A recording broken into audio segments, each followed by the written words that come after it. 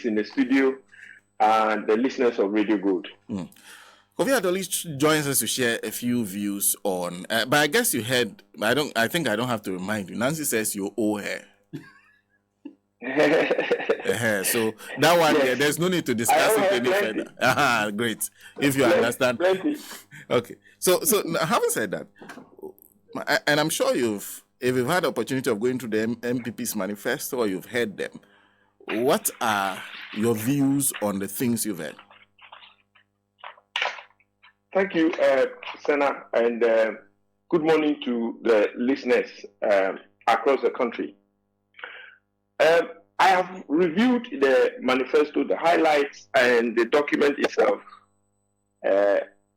quietly, and to get a sense of what the new patriotic party is trying to put across. One thing that jumped at me in a very clear way is the obsession with gold. The obsession with gold. Obsession with gold? Yes. Obsession with gold, obsession with mineral resources. And it appears to me that the manifesto document that they are putting across is a Trojan horse within which the Agyapadie agenda will continue to persist over the next generation, the next election cycle. A Trojan horse that will carry the Agyapadie agenda. The Agyapadie agenda. That is essentially what they are putting forward. Of course, they will sweeten it with stolen manifesto items from the NDC, as has been severally and variously mentioned over the last 48 hours. That is a fact. If you look at it, you realize that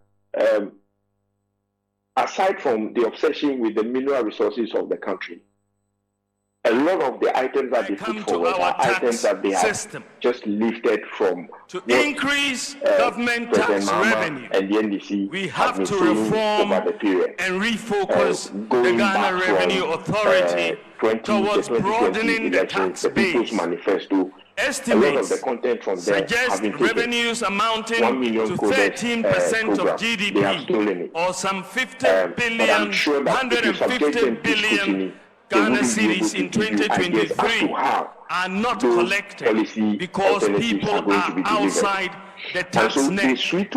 Many individuals, businesses, find our tax system cumbersome and confusing. We want a tax system that is easy to understand, easy to comply with, and easy to enforce, softer on the taxpayer, and that is not subject to so much discretion. That's what jumps at me. The next MPP government will introduce a very simple, citizen-friendly and business-friendly flat tax system. So that they can get out there and do something about what we are confronted with. I look at the people this who are will be the about first change the in our tax system since independence. No government has thought about changing the taxes. But it is the MPP party that is saying it is time for a change in the tax system. The grips of a flat tax system who are no different from the colonial people will be of a percentage of income for individuals and businesses with appropriate exemption thresholds set to protect the poor. With the new tax regime, tax return should be able to be completed in minutes We will also simplify our complicated corporate tax system and VAT regime. In such a way that we will reform the VAT tax regime by merging all levies into a single line item levy and treat the merged levy as part of input and output VAT to eliminate the cascading effect in the current regime. To start the new tax system on a clean slate, my government will provide a tax amnesty that is a complete exemption from the payment of taxes and the waiving of associated interest and penalties up to a certain year to individuals and businesses for failures to file taxes in previous years, so that everyone will start afresh on a clean slate. They extract economic resources out of it, forgetting the people that are affected wherever they are. And so we need to be concerned about this. We really need to be concerned. I am only one human being with 2 legs, 2 arms. But together, if we mobilize our resources, if we are able to get into the community to convince the people that we are increase with government tax revenue, and that we have to reform and refocus the Ghana Revenue Authority towards broadening the tax base. Estimates suggest revenues amounting to 13% of GDP, or some 150 billion Ghana cedis in 2023 are not collected because people are outside the tax net. Many individuals, businesses find our tax system cumbersome and confusing. We want a tax system that is easy to understand, easy to comply with, and easy to enforce, softer on the taxpayer, and that is not subject to so much discretion. Draw their attention to the next MPP government will introduce a very simple, citizen-friendly and business-friendly flat tax system that they commissioned. If you look at the report that Imani Ghana has put out, a company that has no history, just like the PDS scandal, no history with refining gold, no experience in the scale of refining that they are supposed to do, but they have been given a sort of, an entity which is essentially going to be funded by the government of Ghana through the Bank of Ghana, but will be owned by a private group of people. So your tax, my tax, our resources are going to be channeled through the Bank of Ghana and then given out. It is the same model that the Agyapadie, Agyapa, Agyapa royalties was going to be. It was the same model, but then that has not, borne fruit. So they are channeling the same agenda through a different vehicle. We need to rise up. The people of Ghana need to rise up. As a little kid in Agyapadie, I had the opportunity while I was sitting on my grandmother's nika operating it. Somebody brought me a letter and said, "You have been given admission to a school close to you." Otherwise, I wouldn't have had the opportunity to have secondary education. The NDC is essentially about ordinary children like that, who was very far from the center of power, but then had the benefit to also aspire, to also take advantage of education and achieve his dreams. The same thing has happened when President Mahama came to government and delivered these e-blocks in areas. I was in Abiase. I saw the new e-block and the excitement in the eyes of the little kids when the block was opened for them to be able to have secondary education. That is what the resources of a country must do for the people. But the Akufo-Addo and his family type of government don't see it like that. What they see in government is an opportunity to extract for themselves wealth that will benefit generations of their family 100 years to come. We need to stop it. We need to rise up like Sergeant Agyapadie, Corporal Atiku, ordinary Ghanaians who stood up and say, no, enough of it. And so I really want everybody, as I'm speaking now, there has to be a purpose to it. And the purpose is to rally everyone listening on Radio Gold right now, wherever you are, whether you are in church somewhere, whether you are in a banking hall, whether you are in a marketplace, whether you are at the lorry park somewhere, please, in a taxi, you need to do something. Speak to the conscience of people around you and take up arms like everybody else to make sure that Ghana is freed from these economic pirates who have taken us hostage. We need to do something about the manifesto. If you look at it, it's very hollow. The key thing about it is how to consolidate their grip on our country and make themselves, the lords, albeit in a dark skin. I have the Chronicle and the Daily Guide in front of me. First one, MPP Manifesto, an action plan to build on Akufo-Addo's records. The Daily Guide says, I'm a man of solutions, Bawumia.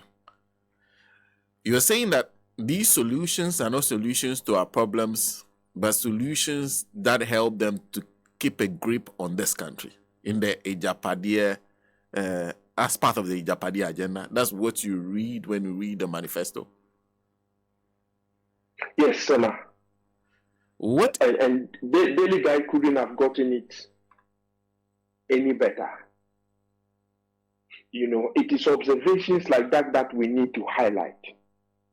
You look at, for example, the proposition of the MPP to Bawumia for him to appoint 50 ministers. Does anybody believe that the MPP will actually appoint 50 ministers? Ask yourself, does anybody really truly believe that the MPP will do that? The only reason they put 50 out is because President Mahama has put out 60. And if you look at every element of the NDC manifesto, you would realize that it has been well researched. It is based on there is a foundation to it. It is not just it's not just a number being put out. It is based on thorough analysis of the facts of our reality today and looking at which ministries can be consolidated. The NDC manifesto, for example, proposed a ministry of youth development. Now, if you look at youth development, it is a whole picture. It reflects a whole set of development sections within the public, within the Ghanaian, society. Youth can also imply sport. Sport can be a small element of youth development. But the sector of education itself can also be looked at. This item of 1 million coding, it is a development program targeted at the youth. There are aspects of communication that can also go there. There was this ministry of that I can't easily recollect, which the minister where special initiatives. Special initiatives. Yes. That my sister loves to talk about quite often. The Republic of Kaswa. That ministry itself can also be brought under the umbrella of youth development, where the Youth in Agriculture project, the program, can also be embodied. And so when we say youth development, it it is an umbrella entity that will take care of many aspects of development. That doesn't need 5, 6 ministers to be appointed for. So you need a minister who is in charge of many sectors of the economy, many sectors of society that will be embodied under a single ministry. So cost will be reduced, and therefore we don't need, the amount of allocations that are done, which is burdening the budget. And then we can efficiently spend the people's money to bring out development that they are looking for. But you look at the MPP manifesto, it is all about, look, the agenda is to give the people what sounds sweet to our ears. And then we go to the ballot box and vote for them. After that, they will deliver what they are looking for, which is a Agyapadie agenda. And they will point you to the manifesto and say, this is what we have proposed. And that is exactly what we're delivering. At that point, you've already voted for them. At that point, you have given them the vote. And for the next 4 years, you would sit and observe what has happened in the past 8 years. Somebody came to us and said, Yetisikasu, dear, the resources of our country are there, and yet we were hungry. Today, we are hungrier than we were 8 years ago. He came and spoke all the flowery things. At the end of the day, he came and essentially stole what is there for. Every little thing in their sight is stolen. And so I really want everyone who is listening today to take it up on themselves, to convince someone, to reach out and take the responsibility upon themselves to rescue this country. The cost of living is debilitating. The people are losing their jobs every day. When you watch the campaign activities of the running mate Professor Nana Agyapadie, the reactions in the markets, people are not able to sell their products because there is no money in the system. At the same time, if you go under the bed of Cecilia Dapa, there is considerable amount of money, which means that whilst they are making it difficult for you to live, making you divert all your resources into paying high electricity bills, high fuel bills, high transport costs, and making it difficult for you to afford the food, the money that you will need to spend in the marketplaces, they are able to come to you and pay you the same money that you should have been able to keep and make a living. You are having to pay high bills. You are having to pay high transport costs. You are having to pay level 100 fees, which the NDC is promising to remove. They accrue that and then come and give you a little stipend for you to vote for them. You will be perpetually dependent upon them. And at this point, let me agree thoroughly with Reverend Mensa Otabil. The mobile phone proposition that Mr. Dr. Agyapadie Bawumia was making, it is about enslaving you, making you indebted to someone for a very long period, giving you a mobile phone such that you sign a contract and become indebted, instead of empowering you as a young person to own economic resources for yourself, such that you are able to afford your own mobile phone, perhaps even manufacture or distribute that product. The NPP is only looking at entities through which to give debt so that you become indebted to them. They have accrued enough money now. They are looking to make you agents of debt so that you can then be on their strings, that they are able to manipulate your destiny for the rest of life. It is a system they are trying to create. Okay. And make you perpetually dependent on them. That is something we need to fight against. That is something the people of Ghana need to rally and resist. And I'm really appealing to the people who are listening now. Take it upon yourself to do something about the situation we are finding ourselves in. Kenya exploded. Other countries exploded under the pressure of bad governance. Today, my appeal to us is that we should not allow that to perpetuate. Let's not wait until the anger boils over. Okay.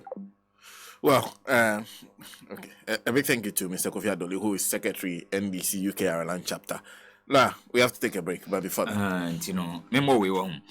Yanko Kunlung Ghana Limited for a ho. Na Kunlung Ghana Limited udruha eno bebrea no mo ede aba.